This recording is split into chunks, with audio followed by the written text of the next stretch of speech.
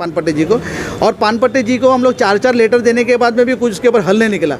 इसके लिए आज हम लोगों ने उनको ऑफिस में बंद किया। आज 3 बजे दिले दी, जो 2 टाइम हाजिरी होगी उसका ही पेमेंट निकलता है। ऐसा कोई बंदा है इसका ऐसा हो सकता है? उनको मैं बोला है प्रूफ लेके आओ, मैं उसके ऊपर एक्शन ले लूँगा। नमस्कार, मैं साहिल दुबे। इस वक्त मैं मौजूद हूँ महानगर पालिका में। मेरे साथ है कामगार नेता विधानसभा अध्यक्ष संदीप राणे, और आज पूरी टोली के साथ में जो वो पालिका पहुँचे, किस विषय को लेके, और पानपट्टे जी के साथ में जो उनकी तू मैमे भी हुई है, किस विषय को लेके दादा?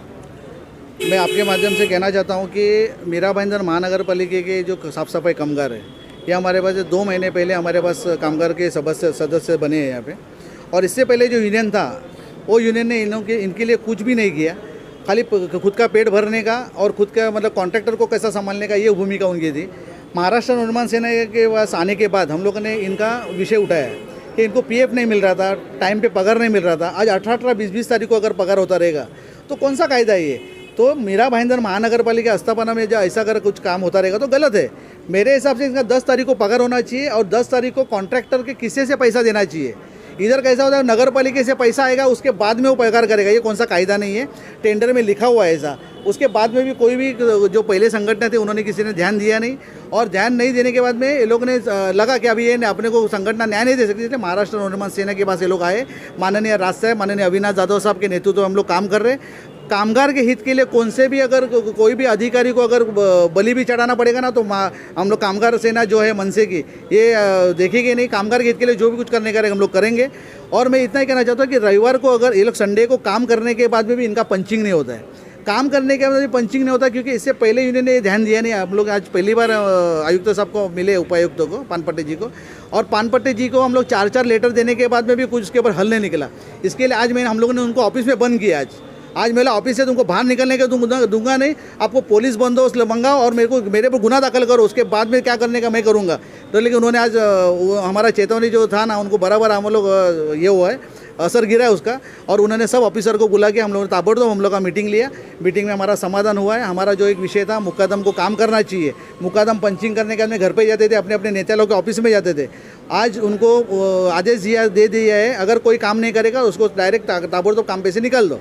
ये हमारी पानपट्टे साहब से बात हुई, और पानपट्टे साहब का मैं धन्यवाद मानता हूँ कि ये मौका आने के बाद में अगर आप लोग को समझ सकेगा तो इसके बाद भी मन से यही काम करेगा, दम दे के काम करने को लेंगे हम लोग। इस भ्रष्टाचार में आपको कौन लगता है, जो टाइम पे कामदारों को पगार नहीं मिलती, इस भ्रष्टाचार में कौन शामिल लगता है आपको? मैं 101% बोलता हूँ, इसके अंदर अधिकारी लोगों का काम है। आज प्रिंसिपल एम्प्लॉयर महानगर पालिका है। महानगर पालिका का जवाबदारी बनता है, कोई भी अपन कॉन्ट्रैक्टर को अगर पैसा देते हैं तो पैसा देने के बाद वो पैसा बराबर वो जगह पे पहुँचता है कि नहीं, ये किसका काम है? नगर पालिका का काम है। लेकिन मैं इनके ऑफिसर को मैंने इनको बोला है, आरोप किया है उनके ऊपर कि आप लोग का कोई भी प्रकार का उसके ऊपर ध्यान नहीं है, इसके ऊपर ध्यान दो। और इसके बाद में जो भी नया कॉन्ट्रैक्टर आएगा उसको नया कायदा बनाओ, ताकि क्या है, पंचिंग का अगर जो भ्रष्टाचार हो रहा है होएगा नहीं। और उन्होंने आश्वासन दिया है कि हम लोग उसके अंदर कुछ सुधार करेंगे और चेंजेस करेंगे उसके अंदर। आज आपको किस तरह का आश्वासन मिला जो आप उन्होंने बोला है आपकी जो भी मांग है, आज हमारे 2 मांग तो उन्होंने कंप्लीट कर दी है। हमको सकारात्मक उत्तर उनसे पास मिला है, और उन्होंने आदेश दिया है ऐसा ही को कल से वो लोग काम पे लग जाएंगे। बाकी के जो 5-6 मुद्दे हैं उनको मंगलवार को हम लोग 1 बजे का टाइम दिया है, वो मंगलवार को हम लोग 1 बजे उनको ऑफिस मिलने वाले हैं। धन्यवाद। ये थे संदीप राणे, जो कामगार के विषय में आज पूरा मोर्चा लेकर महापालिका में खड़ा हुआ, जो विषय था उन्होंने वो रखा और अपनी बात रखी, और उस बात के ऊपर अपना जो फैसला है वो मांगा है। HD news glamour times, Mira Bhayandar. Sir, Maharashtra Navnirman Sena के कामगार नेता संदीप राणे ने उनकी 2-3 समस्या थी। उनका एक समस्या ये थी कि उनकी सैलरी 15 तारीख के पहले होना चाहिए, मगर कैसा है, हमारे 15 तारीख की पहले सैलरी करने का थोड़ा सा इश्यू है।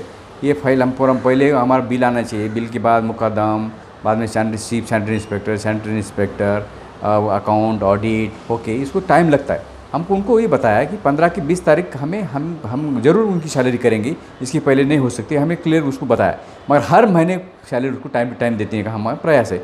दूसरा इश्यू था उनका कि भाई कुछ लोगों को अभी ये मास्क नहीं है, हैंड ग्लोव्स नहीं है, तो उनको हमने वो बताया। पहले कोविड के पीरियड में देते थे, थोड़ा सा हमने ये भी थोड़ा सा हमारा दुर्लक्ष्य हो गया। अभी हम तुरंत मैंने इंस्ट्रक्शन दे दिया ठेकेदार को और हमारे SI को, हर जगह थोड़ा सैनिटाइजेशन रखा जाए, उनको मास्क दिया जाए।